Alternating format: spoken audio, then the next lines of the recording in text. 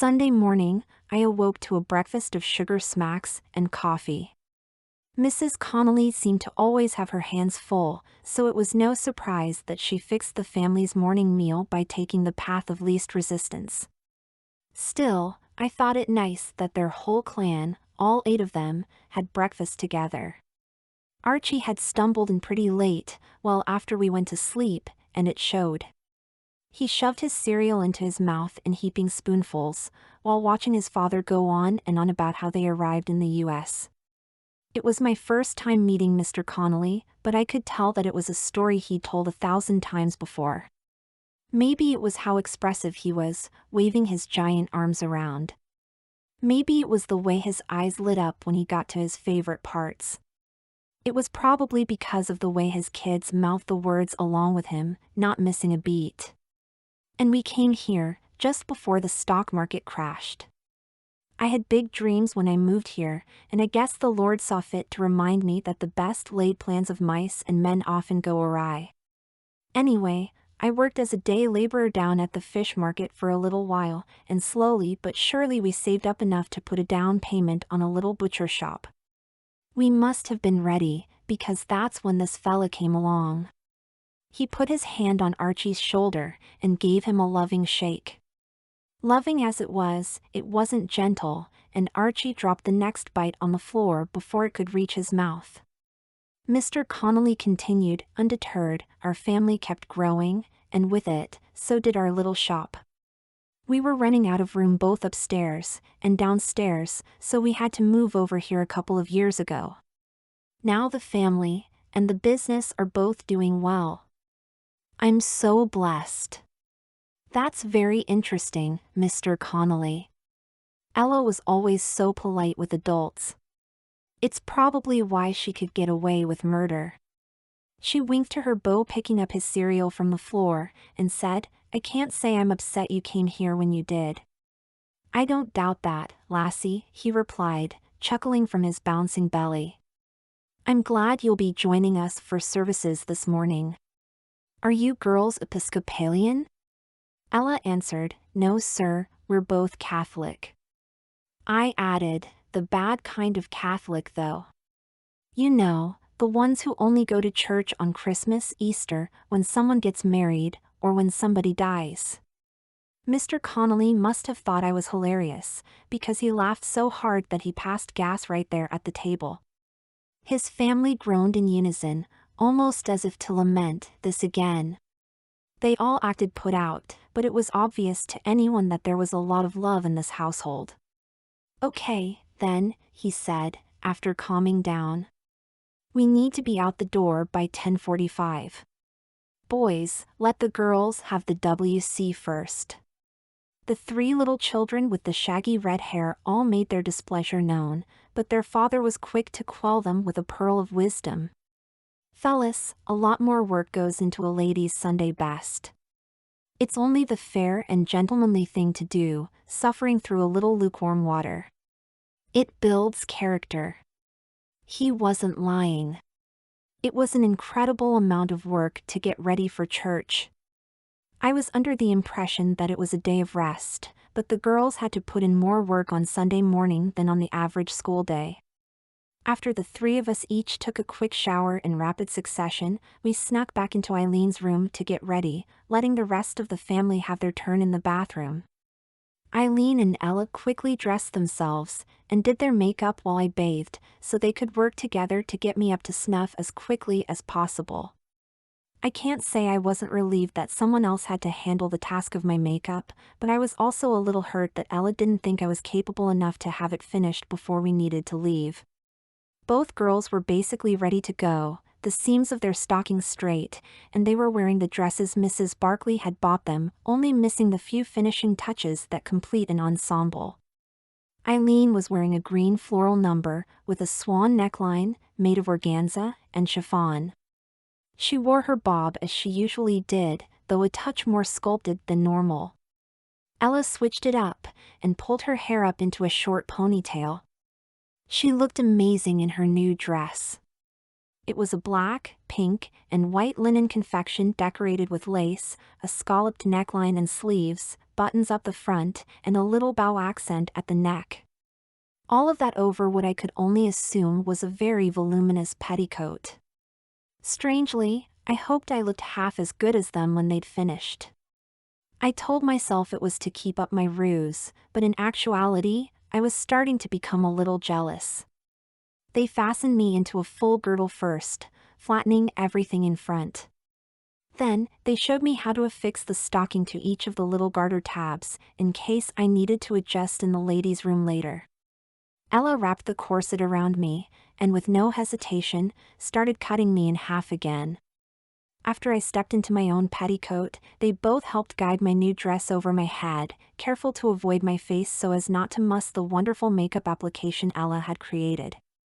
Eileen was thorough in her annotations of what she was doing with my hair, from taking out the pins to brushing out the curlers.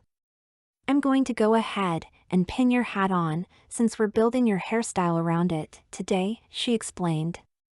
Once everything was in place, I was finally allowed to go to the floor mirror and get a good look at my semi-formal attire. One thing I could say for certain was that Mrs. Barkley had excellent taste. The short-sleeved, rose, gingham shirtwaist dress was absolutely gorgeous. It generously flattered my svelte figure, decorated with a simple black belt at the waist. It buttoned all the way up the front to the crew neckline just beneath my painted visage. My hair was smoothed down on top, falling to my ears with little dainty curls at the ends, and topped with a little crescent hat that perfectly matched the color and print of my dress. Humility is a virtue, and one that I was lacking in that particular moment. I thought I looked sophisticated and radiant.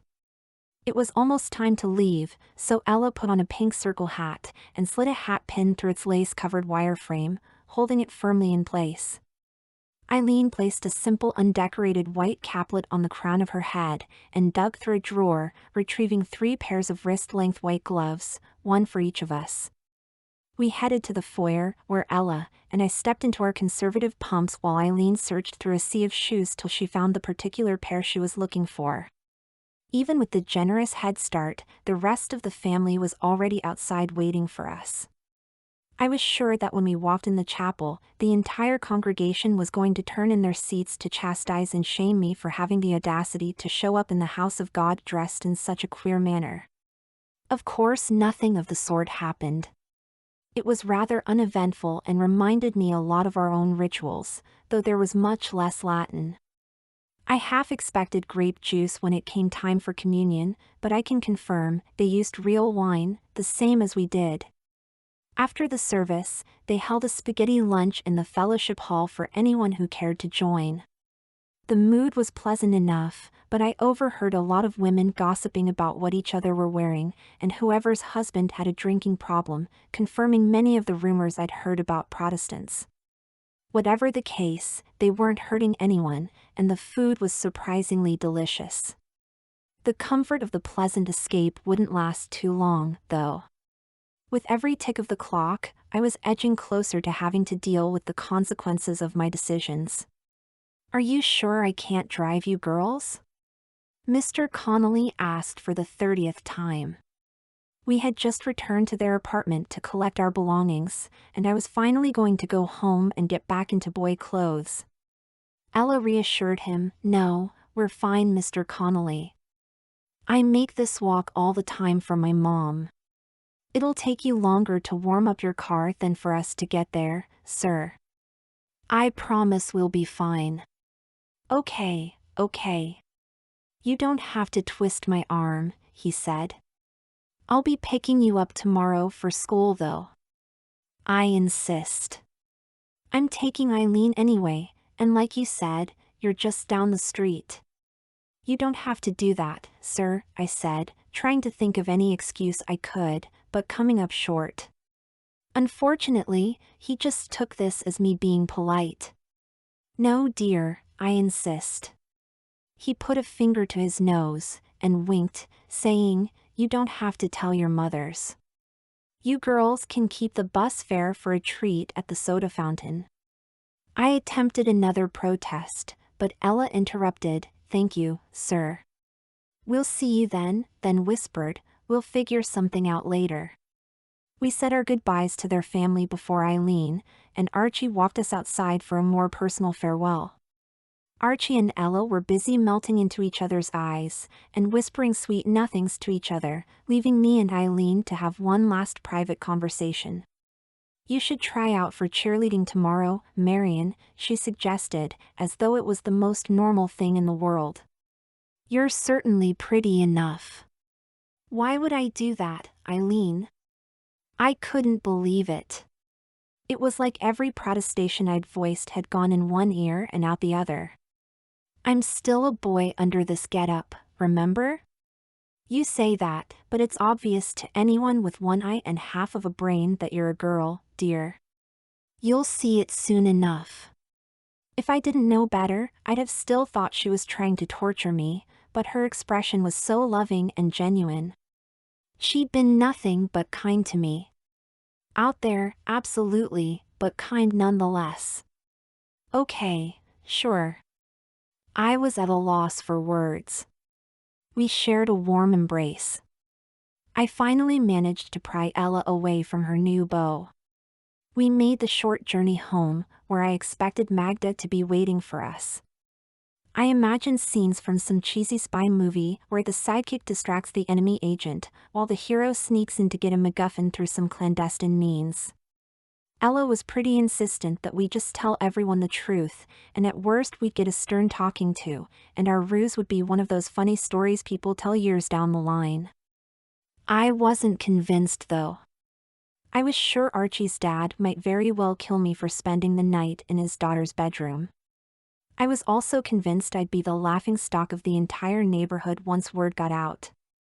One reason I didn't want to say out loud though, was that I really didn't want to do anything that could hurt Andy. He'd been nothing but a perfect gentleman, and he really didn't deserve the social fallout of my decisions. I'd resolved to run as fast as possible to my bedroom once we swung open the door to our apartment, however my worries proved unnecessary. I was just about to slam my bedroom door behind me when I realized there was no sign of Magda in the apartment. Ella called out from the kitchen. She left a note, "And money for pizza. I don't know about you, but I'm already sick of pizza." I kicked off my heels and went back to the kitchen. What's going on? Looks like Mrs. Schwartz, next door, had some kind of heart attack or something. Mom took her to the hospital. Oh. Well, that's terrible. I wanted to say it was fortunate, but realized that it was extremely selfish to be grateful for someone else's misfortune. I'm going to wash my face, and then head straight down to Floyd's. The barber shop is closed. It's Sunday, remember? Of course it is. I hung my head in defeat. I guess I'm going to jump in the shower and wash out these curls, at least. You've got a perm, Marion. If you wash your hair and don't set it right after, you're going to be left with a wild, kinky mess, and then you really will look strange. So, what am I supposed to do? Just wash your face, put on some comfortable clothes, and I'll try and sort you out. I did as instructed, and found myself sitting on the floor in my pajamas, in front of Ella, who was on the couch, setting my pin curls. On the T.V, the Dodgers were playing the Cardinals, but my thoughts were elsewhere. In the morning, Mr. Connelly would be taking the girls to school. I couldn't very well go out to meet them in my slacks and button-down. Sneaking out early was an option, but playing the movie all the way through in my mind, Mr. Connelly was such a sweetheart, he'd probably worry about my well-being and check up on me when he dropped off Ella and Eileen. Imagine if he found me at school, far more masculinely attired than the last time he'd seen me. I'd not only dread that conversation, but also we'd be having it in front of my new homeroom, or worse, school administration. Of course, that all seems incredibly improbable now, but at the time, I was setting personal records for anxiety levels. All done. Ella had just finished tying up my hair with a chiffon scarf. What are you going to do about tomorrow? I think the best course of action would be for me to pack a gym bag full of boy clothes and to change once we get to school. That way, Mr. Connelly will have no idea. I don't know, Marion. What about your hair? Whatever, Ella. I'll figure it out when I get there. After a deep breath, she took my hands in hers and looked me straight in the eye. Marion, this isn't sustainable. I think it's time to cut our losses and just tell the truth. It'll be fine. The Connellys seem to have a sense of humor. They'll probably find it funny, and Andy can never know. I was screaming. It came out of nowhere. For reasons I wasn't ready to admit to myself, the idea of Andy finding out terrified me more than anything else. We'll stick to my plan, Ella. I got up from the floor and went to my bedroom, locking it behind me. I don't know who won the ball game, and I never had dinner. I just cried under the covers until I fell asleep. The next morning, I woke to find Ella already up and dressed, making breakfast. "Good morning," she said quietly when I walked into the kitchen. "Sit and eat, please. We've got a busy morning." She made flapjacks and syrup, my favorite. "I'm sorry about my outburst yesterday. I know you're just trying to help. I understand. It's a lot. I do feel responsible for badgering you into doing it in the first place. I should have known better. There's not a lot we can do about it now. Let's just get through today, and we'll deal with the rest as it comes."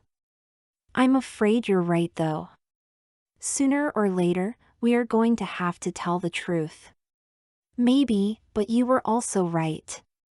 We'll cross that bridge when we get to it.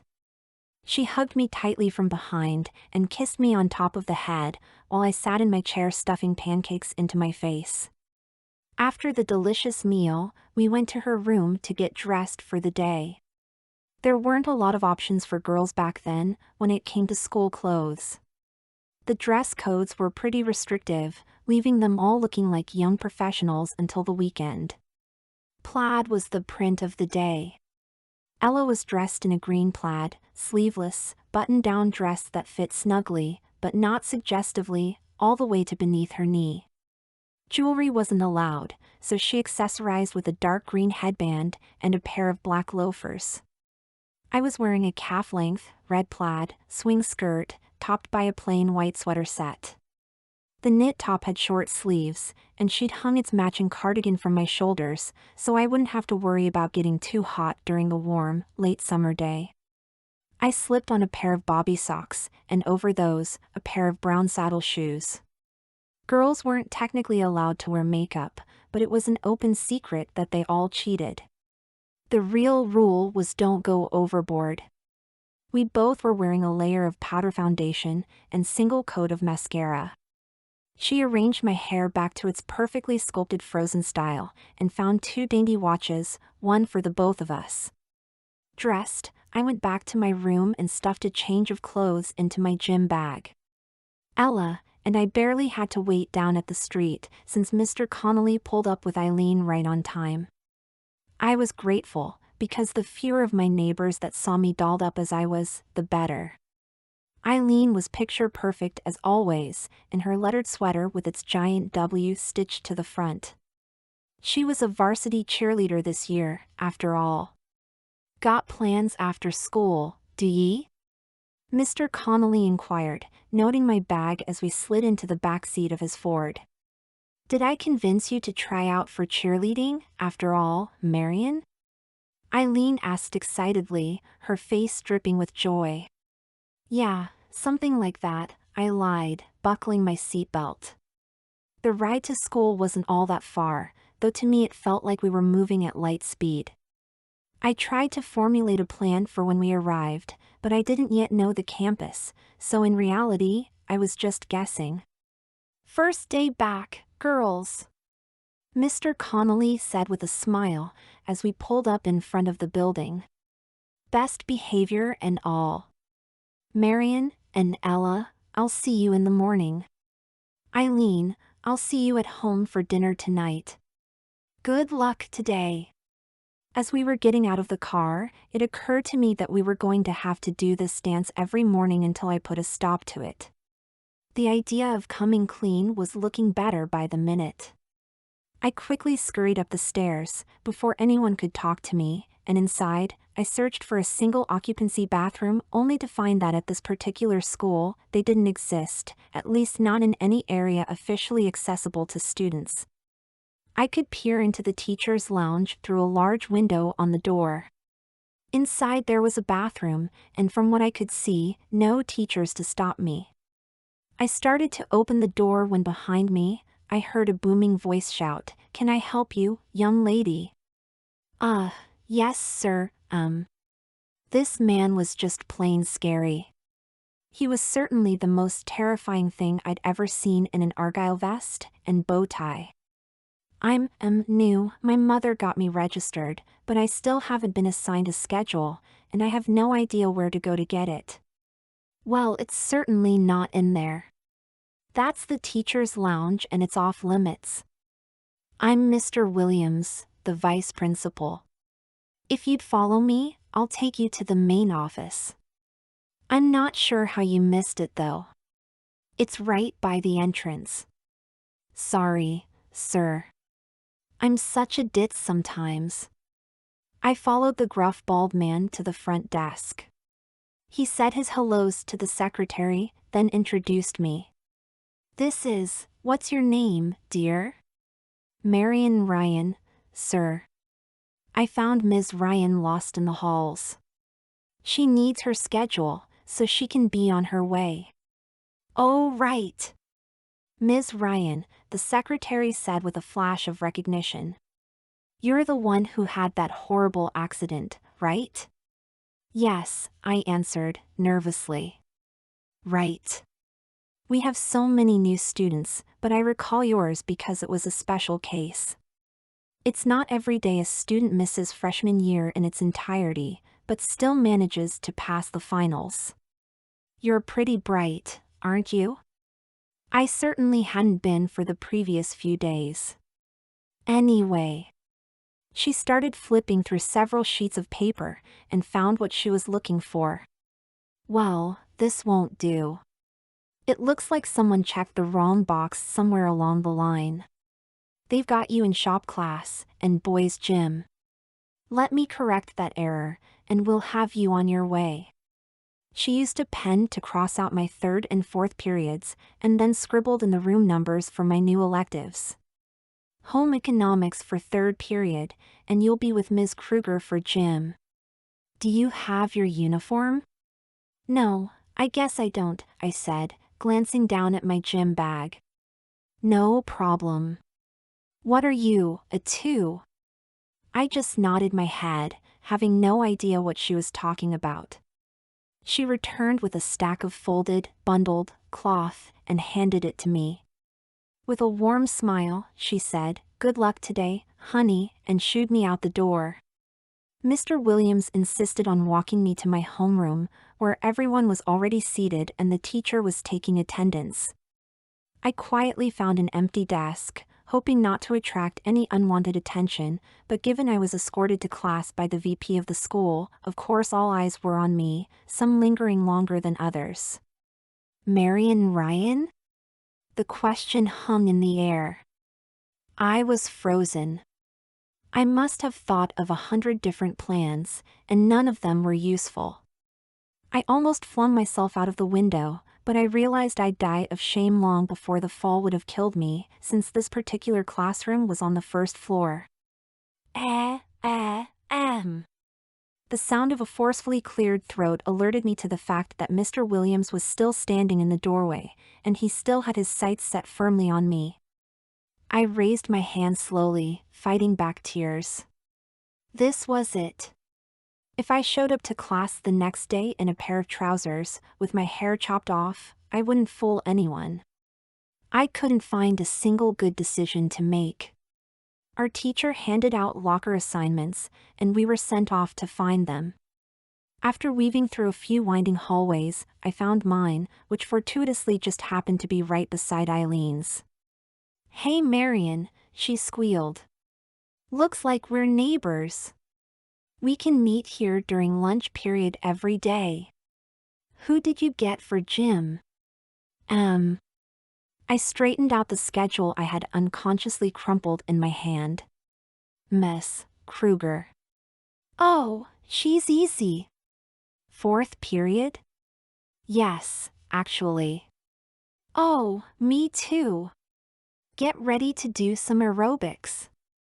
They'll be great for cheerleading, actually." "I'm not going to do that, Eileen." I just couldn't believe her. There I was, a boy in a bobby socks, and a bullet bra in the middle of a New York City high school, and she was acting like it was the most normal thing in the world. Unflapped, she replied, "Oh, well you should. You're certainly fetching enough. Keep in mind, high school is much easier when you're a pretty cheerleader, I assure you. If you change your mind, tryouts are in the gym after school." First, second, and third periods were repeats of the same humiliation. Roll was called, and again, I'd have to identify myself as the Marion Ryan he or she was looking for. I mean really, what difference were another 30 kids with first-hand knowledge going to make? I'd dug my own grave already by that point. After a dejected trudge down to the girls' locker room, I stood frozen outside the doorway staring at the A-frame silhouette on the placard. "Hurry up, Marion," Eileen said, while pushing me gently from behind. I was so startled, I didn't offer much of a fight, and the next thing I knew, I was being helped to a place where no man has ever gone before, at least without getting into a heap of trouble. Mrs. Kruger lets us get away with a lot, but tardiness isn't on that list. I don't know what I expected, but it wasn't 15 girls not looking at or talking to each other, while dressing and leaving as quickly as possible. I guess I wasn't the only one who was fearful of my body being scrutinized by everyone else. I quickly found a locker towards the back by Eileen, and stripped down to my undergarments. I fetched the pastel pink playsuit that I was given that morning, and squirmed myself into it, buttoning the front up to the soft white lapels. The short sleeves and legs were wide enough to allow for unrestricted motion at least, unlike pretty much everything else I'd worn since this misadventure had started. The crotch, however, was so tight that if not for my panty girdle it would have left little to the imagination, and my secret would have surely been discovered. Once class started, Mrs. Kruger had us pair off, so of course Eileen insisted that we be partners. We started our warm-ups by stretching each other out. I was pretty sure that I was about to embarrass myself, but all of the physical therapy had kept me limber, despite being trapped in bed all that time. The whole routine seemed pretty light to me, but when I looked around the gym, many of the girls seemed to be struggling. This one girl, Constance, couldn't even bend down to touch her toes. Meanwhile, Eileen and I were pulling each other into splits with barely a few inches between our nethers. Some girls were already out of breath before we even began the actual exercises. The routine started with us on our backs on the floor, lifting our legs, holding them upright in various positions, while counting along to the beat of some classical record playing in the background. When we found ourselves on our feet, the exercises became more of a dance. It was fun. Don't get me wrong, it was hard, and definitely the most I'd exerted myself since the previous year, but it was a far cry from trying to lift a dumbbell I was never going to be able to lift while an angry old man screamed and blew his whistle at me. 30 minutes later we were doing our cool-down stretches, and I'd nearly forgotten my predicament for the first time all day. Mrs. Kruger approached Eileen and me, squatting down next to us. "You girls did great today." "As per usual, Eileen. Ms. Ryan, I'm counting on you to be an example for the other girls as well. I assume you're going out of cheerleading, yes?" "I've been trying to get her to, Mrs. Kruger, but she says she can't," Eileen added, piling on the guilt. "Oh, why not?" Mrs. Kruger asked inquisitively. Well, my mother is out of town until the weekend, and I really think I should ask her first. Also, I have to get home today straight away after school, so I won't be able to try out anyway. I'm not sure why your mother would have an issue with a red-blooded American girl such as yourself trying out for the cheerleading squad, but it is admirable to have such reverence for your parents. It's more than I can say for a lot of young ladies today. I'll tell you what, don't worry about the tryouts. I'm the faculty supervisor, so you can consider that a formality. Monday is our first practice. When your mother gets back, talk to her, and if she says it's fine, be here after school, and there will be a spot for you. Thank you, ma'am, I quietly replied, while Eileen sat across from me beaming. History was next. The only thing I remember about that class to this day is that he was a stodgy old man who lectured verbosely, with little else in the way of instruction. He was so very boring. If not for the textbook, I think I would have failed every exam. Next was home economics. In previous years, I'd written it off as a substanceless class full of girly nonsense, but boy was I about to find out just how wrong I was. Instead of desks, there were several workspaces with 2 seats behind each. Right in the front row, as soon as I entered the room, there sat Ella, who upon seeing me dressed just as prettily as when we'd arrived, shook her head and covered her eyes before taking a deep breath. I took the seat next to her, and got out my notebook. "Hi Marion," she said, dryly. "I see this morning didn't go according to plan." Before I could respond, the teacher, Ms. Kirtley, blew in like a storm and started passing out syllabi while nearly shouting, "Give me your attention, girls, because I'm only going to say this once. The first couple of weeks we're focusing on budgeting for your household and meal planning, but you're going to need your own aprons by the time we start on practical skills. Also, make sure to get your own sewing kit by next month, or you will fail that section. Observation is not participation. Please understand that is not a joke. I've never met another person so aptly named." The rest of the class went by without incident, and when the bell rang, I was finally free to worry about something else. What was going to happen when I got home? I skipped the bus and chose to walk in silence. Ella followed closely behind but didn't say anything other than to shoo off some boys in a convertible who stopped to offer her a ride. When we got back to the apartment, I tried to think of some way to stave off discovery, but decided it was time to rip off the band-aid. After ascending the steps, I opened the door and crossed the threshold, where Magda was sitting on the sofa. She stood to greet us.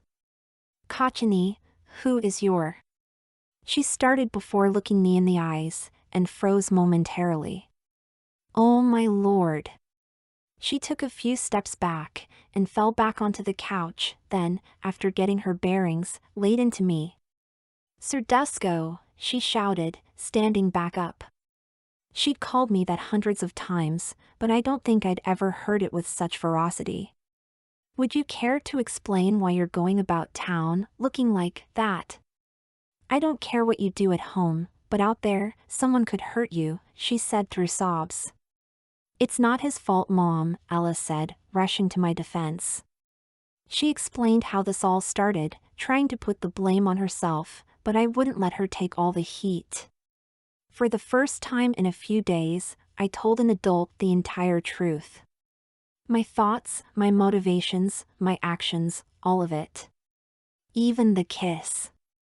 "So you see, Mom, it's just the circumstances that got us here," Ella said, wrapping up our story. "Circumstances? I don't see any circumstances. Where is the gun to your head? Where is the coercion? Every decision you've made, Marion, has been your own. You thought every option you chose was the best. That's why you chose it. Now you have to live with that. As much as I can feel like it, I'm not your mother. You're going to have to live with those decisions, at least until Nancy gets back. Then, she can decide what's best for you. At least I can take solace that you're pretty. It will definitely make it easier for you. I love you, and I just want you to be happy with who you are, but I can't say I'm not worried. The Nazis rounded up people like you first, and they were never heard from again. People here like to act like that could never happen again, but I've seen it. I know that all it takes is a few evil men, and a city of fearful people. She placed her hand on my cheek and said, "Just be careful, Serdusco. If this is who you are, then I'd suggest that from here on out you conduct yourself as nothing less than a proper young lady. We don't want some little boy discovering anything he shouldn't find. I couldn't imagine losing you." Magda started to tear up again, and then rushed to her bedroom, closing the door behind her. I quickly followed suit, and went to my room crying, slamming the door behind me, leaving Ella standing dumbfounded. For the second night in a row, I went without dinner. At least my waist cincher wasn't as tight. The next morning, guilt-ridden, I was sitting at Ella's vanity, while she performed her magic, covering the under-eye bags that come from a night of weeping. Always the miracle worker, she hid my exhaustion well, and I was back to my pretty, polished self. After getting dressed, I opted to skip breakfast, bogged down by the weight of everything. However, just as we were gathering our purses and school bags, I noticed a small sewing kit set on top of a neatly folded apron, with a note pinned to it. It read, "You'll need this for home, EC," with a little heart at the bottom. The relief I felt was indescribable. I still didn't know how things were going to shake out, but at that point I at least knew that Magda wasn't going to be mad at me forever. Over the next couple of days, school went by without anything of note. One thing I did notice was how much nicer people treated me. It turns out Eileen was right. Being attractive gets you a lot further socially than I'd ever been, and I wasn't even trying. The attention was actually pretty nice. One problem though, was that I didn't know how to dissuade any unwanted male attention, but fortunately for me, I had Ella. She was downright ferocious when it came to protecting my virtue, which seemed to be her euphemism of choice. Each night that week dinner was a little closer to something resembling normal. That second night back from school, I was about to change back into my boy clothes, when Magda insisted I wear what I was wearing until after we finished eating, as there was no point in creating more laundry. From then on, my skirts became just another standard part of the scenery. Thursday evening, the phone rang during our meal. Tensions might have calmed down, but I still knew better than to get up to answer it while we were eating. Magda left the table to answer the call. I could only hear half of the conversation. "Hello, no, she can't. We're sitting down for dinner right now." "I see, yes, well, thank you for asking me first." "That's very respectful, that's fine with me, as long as you have her back by curfew, and you leave me your parents' telephone number." "Okay dear, I'll have her call you after. Goodbye." "Does Ella have a date?" I asked, smirking across the table. "No, you do, if you call him back and accept anyway," Magda said, nonchalantly. I nearly spit my drink out. Wait, was that Andy? Yes, it was. He was very polite. "I approve for now, just make sure you're home on time, or I'll make sure your mother grounds you until you're 30. I was floored.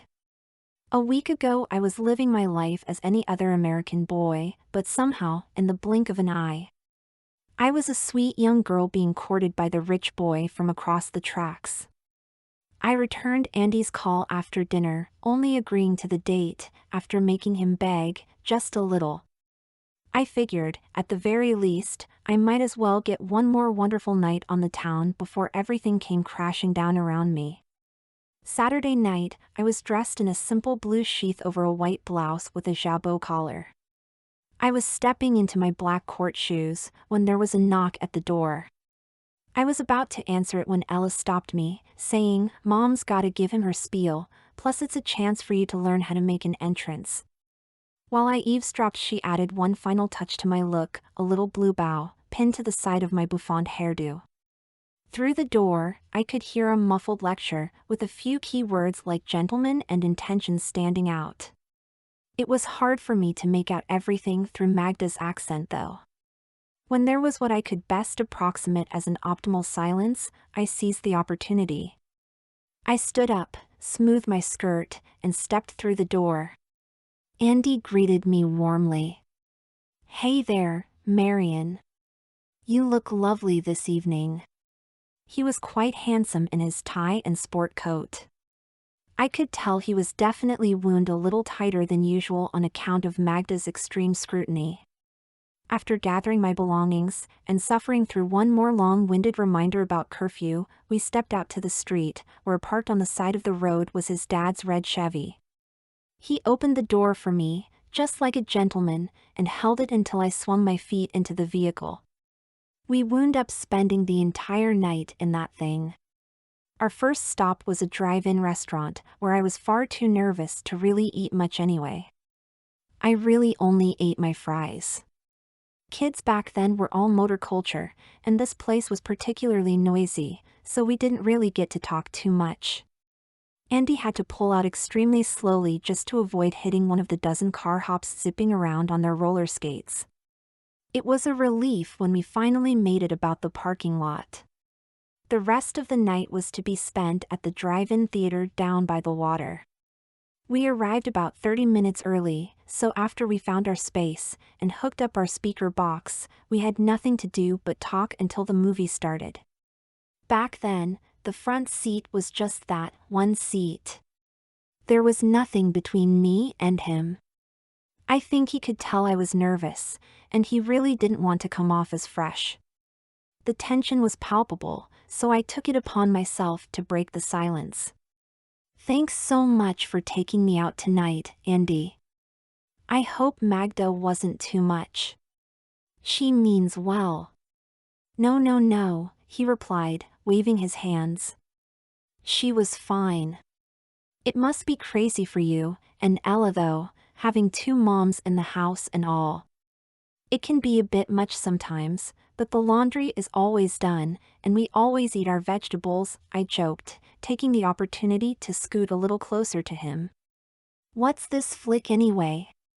"It's called Creature with an Atom Brain. I know you like science fiction, so this seemed like the obvious choice." It sounded interesting enough. It had been over a year since I'd been to the pictures, so this was a milestone for me. Now, I'll admit that by today's standards that film would be considered pretty corny, but in the opening scene, when that robot zombie shows up at the mansion and kills that man, I nearly peed my panties. Just as the zombie was about to grab him, I jumped and covered my hands with my eyes. That's when I noticed Andy had wrapped his arm around me, and was pulling me closer to the safety of his chest. He was a huge nerd, but he could be pretty smooth when he tried. That's as far as he went, remaining the picture of a gentleman.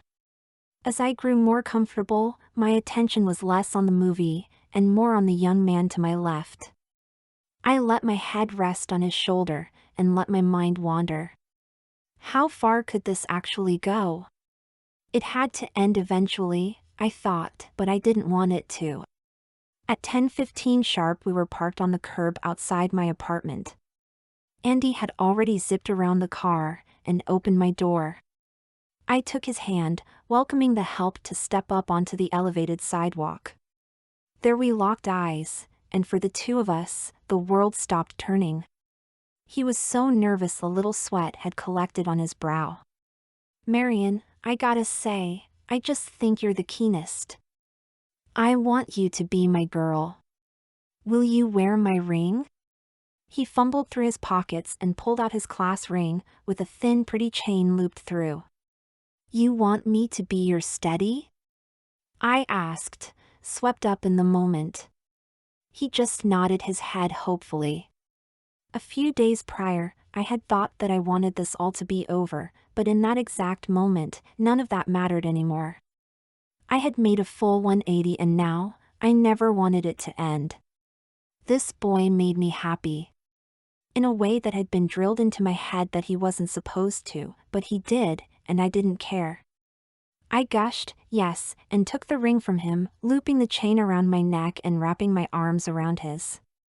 I planted a big wet one, half on his lips, and half on his cheek, leaving a big red print. "That's just swell, Marion," he beamed, pulling me in tightly. We kissed full on the mouth one more time before he shooed me off, trying to stay in Magda's good graces. I hurried up the stairs, and opened the door to the dark apartment, swooning over the hunky dreamboat who I could now officially call my boyfriend. For a brief moment I didn't have a care in the world. I went to set my purse on the table, but completely missed, dumping it, and its contents all over my living room floor because as soon as I turned my head, there was my mother sitting on the couch, quietly waiting for me. "You really do look lovely, honey," she said, as though everything was normal, though I could sense her anxiety in her voice. "Thanks, Mom." I sputtered. "You're back early." "I am. We have a lot to discuss." "I know, Mom." "I'm so sorry about all of this," I cried, as tears welled up in my eyes. "It's okay, baby. You don't have anything to be sorry for," she said, beginning to cry herself. She rushed from her seat and pulled me deep into the kind of comforting hug that only your mother can give. Then she placed her hands on my shoulders and looked me straight in the eye. "Magda told me what you've been up to when I called earlier this week. This is how it's going to be from now on, I take it?" "I don't know, Mom. I don't really see a way out of this without switching schools," I mumbled through deep sobbing breaths. "I see. Is that what you want to do?" she asked, fingering the little trinket now wrapped around my neck. "It looks to me like someone besides the school is expecting to see my daughter again sometime soon. I hope he's a good boy." Then and there I truly hit my breaking point. Bawling, I wailed, "I'm so disgusting. I don't want to be like this, but it's now more apparent than ever that I'll only ever be a fairy. Dad was so repulsed by me that he killed himself, and he tried to take me with him. Seriously, Mom, he crashed the car on purpose." Just then, I collapsed on the floor in front of my mom. I could see she was just as torn up as I was. She kneeled down, and pulled me tight into her bosom and stroked my hair, while my tears stained the bodice of her dress. "I don't know what you're talking about, Marion. I dropped the furniture we were supposed to be delivering, because I'm such a weak sissy. Dad was going to get fired because of me." "Seriously," he said, "fuck it all," and then flipped his truck on purpose. My mother gently placed her hands on my cheeks, and forced me to look into her eyes. "Oh, you poor thing. I'm so very sorry I haven't done a great job protecting you from him. Calm down, baby. I need you to take a few deep breaths, and listen to me." I rubbed the snot from my nose onto my crisp white blouse sleeve, and tried my best to pull myself together. She continued, "You didn't make him do that. Do you understand? I need you to understand. You did not make him do that. Your father killed himself because he was an angry, miserable, little man who couldn't take responsibility for his own failures, and he tried to kill you to punish me. He didn't care about anybody but himself." At this point, I'd managed to stop sobbing. I tried to regain my composure. "I don't understand. Why did he want to punish you?" Mom took a deep breath, and pinched the bridge of her nose for a moment, sorting out what she wanted to say. "Honey, look, it's time I was honest with you. I never loved your father. When we met, I was young. There are a lot of expectations on us girls when it comes to our desires. I was supposed to meet a boy, and fall in love, then get married and make babies, like any other good Catholic girl. The thing is, I've never really been attracted to a man. I've definitely never loved one. I had been spending a lot of time with one of my schoolmates. They called it a romantic friendship at the time. Nobody really paid us any mind, but once I was grown, there were expectations, so I decided that one man was probably just as good as the next. Okay. I was puzzled. I still don't understand. I married your father to check a box. A lot of folks from the stage share my proclivities. It's common for people like us to marry for safety, and to have our true life on the side. My mistake was deciding Mickey Ryan was the best I could do. It was a mistake, but a mistake I'd make all over again, because it gave me my two beautiful children. There's nothing wrong with you, honey, you're beautiful, you're just like me, sort of. Marion, the day before the wreck, your father saw me kissing another woman, Magda. He was irate. We got into a horrible fight. He hit me again. That was enough for me though. I told him I wanted a divorce. He said he'd have me locked up in the asylum, so I told him I'd let every two-bit thug who he owed anything to just exactly where to find him. He stormed out in a rage, and that was the last time we spoke. I could tell it was almost impossible for her to get those words out, but once she did, there was a peace in her expression that I'm not sure if I'd ever seen before. Wow, I whispered, more to myself than her. I guess that story about her grandpa's hair was true. That's a lot, Mom. I know. If there's anybody left to blame, it's me. I'm so sorry. Now she was crying, and it was my turn to comfort her. It's not your fault, Mom. You were trying to make the best of a bad situation. You're so sweet, dear, but the one person I'm completely sure is innocent in all of this is you. Your father was too stupid of a man to ever really understand just how beautiful and special you are. I'm so happy that you're my child. I'd give up the whole world for you. After all that, we held ourselves in each other's arms for a while. Once the tears stopped, we pulled ourselves together, and I asked, "So, Magda, huh?" I didn't see it coming, but suddenly so many things made sense. We've been secretly together since not too long after they moved here. Girls like us don't really advertise for obvious reasons, but still, we just know somehow. At least sometimes. I love her very much. Does Ella know? She might have already. I'm not sure, to be honest. She and Magda went out for a walk to give us some privacy. They are probably having a very similar talk as we speak, so she'll definitely know before they get back. You are both old enough now, and we didn't want to lie to you anymore, especially given your new circumstances. If you're a girl, then that's fine by me. If not, that's okay too. I just need you to know I'm going to love you no matter what. So, is this who you are?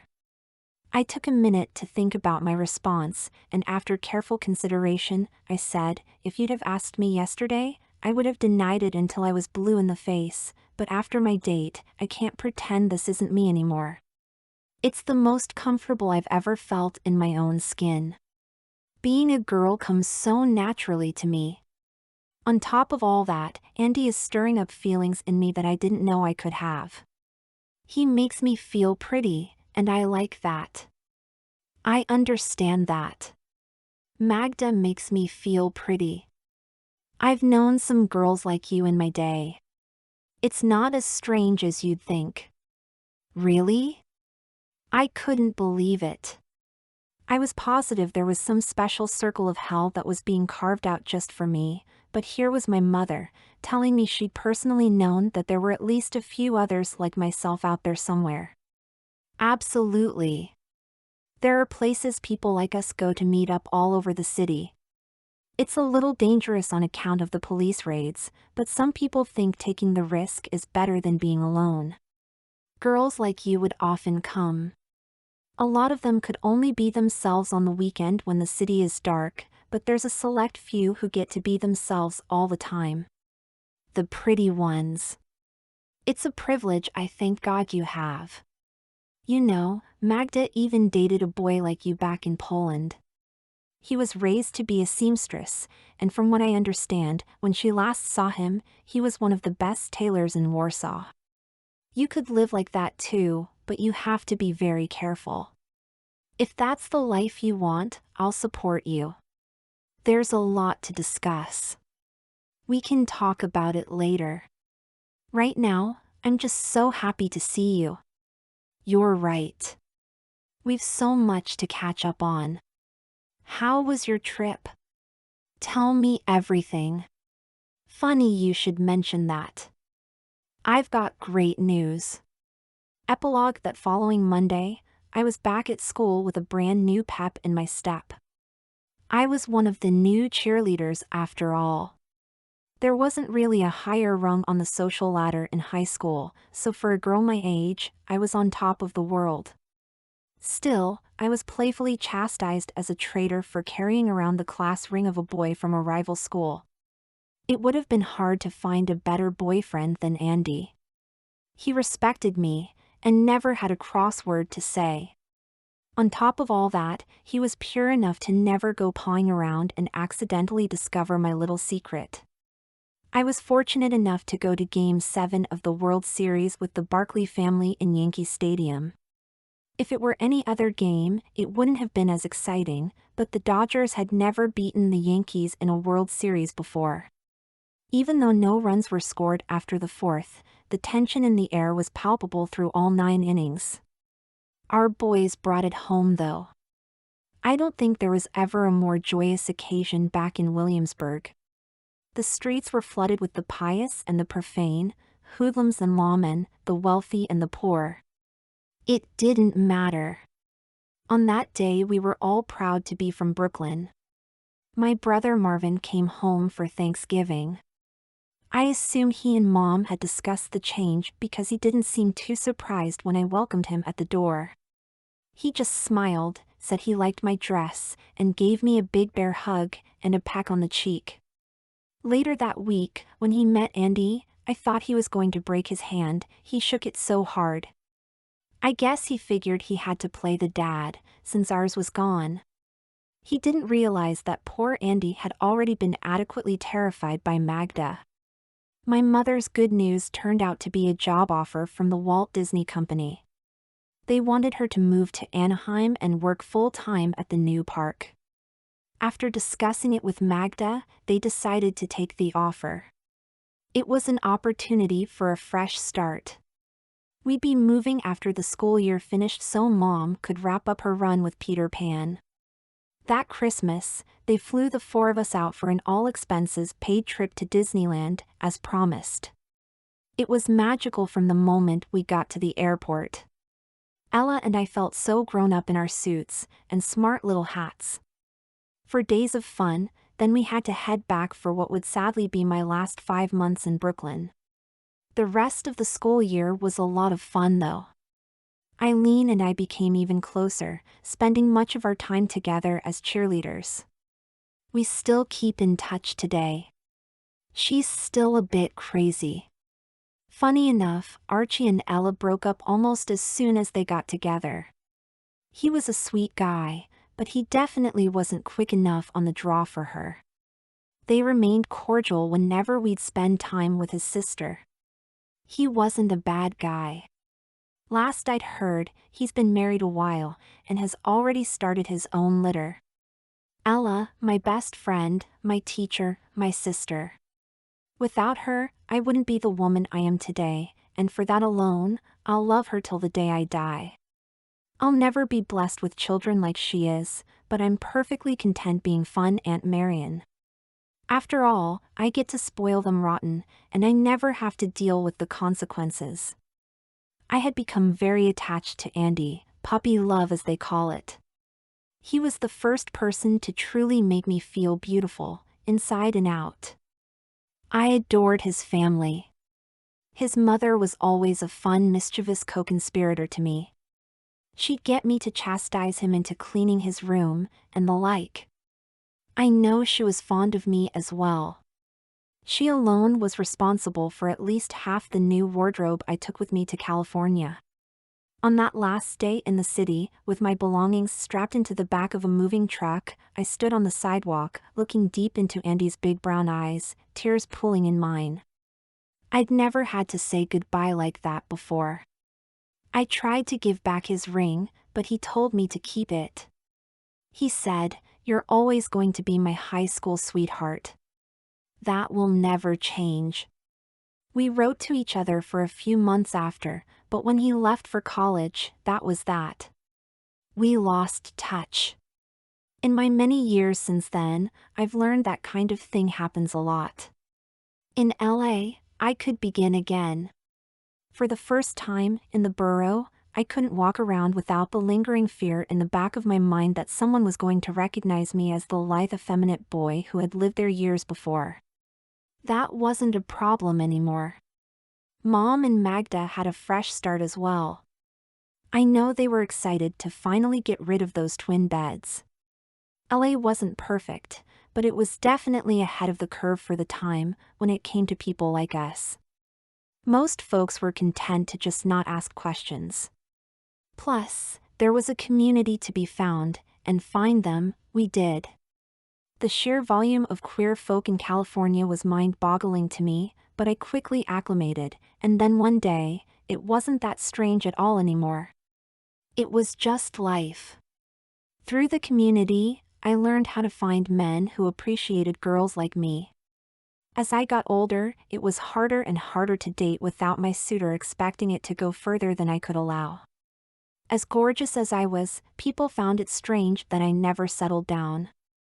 Mom, in her infinite support, spent a lot of money on me. Pills and surgeries kept me from never tipping over into the overtly masculine, but there was little to be done about my privates. It'd be a few decades before that was a realistic option for me. Fortunately, that was never something I had to worry about. I met Roger in 1966, 10 years, almost to the day since I left Brooklyn. I'd seen him around the club many an evening, never overtly leering, but his attention was definitely mine and mine alone. One night, he finally got up the courage to buy me a drink, and we've pretty much been together since.